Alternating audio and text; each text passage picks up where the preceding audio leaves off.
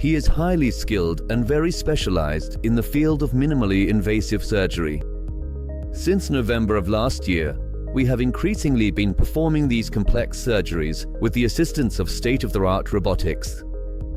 Specifically, the Da Vinci surgical system assists us. It provides the technical capability to perform everything with tenfold magnification. With the highest precision, which ultimately allows us to achieve maximum effectiveness in cancer treatment, rapid post-operative recovery, and a high quality of life thereafter. The next main area, which I have personally been involved in for over 25 years, is the surgical treatment of reflux. This condition is very common. About 1 in 4 people experience reflux complaints lifetime, and 1 in 10 of these patients will need anti-reflux surgery in the long term. Roughly speaking, surgical treatment of reflux is functional surgery. It has a significant impact on the patient's quality of life. 15 years ago, based on scientific research, I developed my own technique that does not include the formation of a cuff during this type of surgery. In medical practice, the formation of a cuff is the standard method. However, when using it, patients complain of swallowing dysfunction and the inability to burp after the operation. Society English. There is indeed fundamental scientific research confirming that one of the causes of this is the cuff. I developed my own method in which the cuff is not formed, but the success rates of the surgery are the same as with its formation, successfully.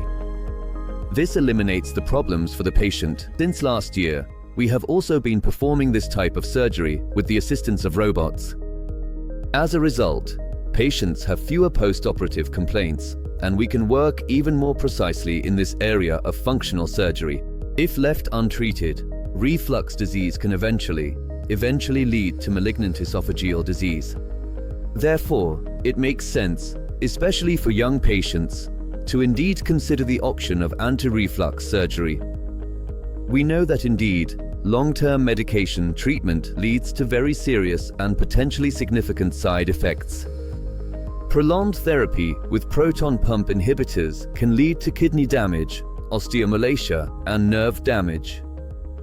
So, when patients with a diagnosis of reflux disease come to us, we as surgeons in our clinic already perform additional diagnostics. 24-hour pH monitoring, manometry, and if its results confirm the disease, then only this group of patients is identified as having a direct indication for surgery. If left untreated, reflux disease leads to changes in the cells, known as Barrett's dysplasia, and can subsequently cause Barrett's carcinoma, a malignant condition that threatens the patient's life. There is a global trend of increasing cases of malignant tumors in the lower third of the esophagus, specifically adenocarcinomas. More than 80% of these are esophageal carcinomas caused by reflux disease.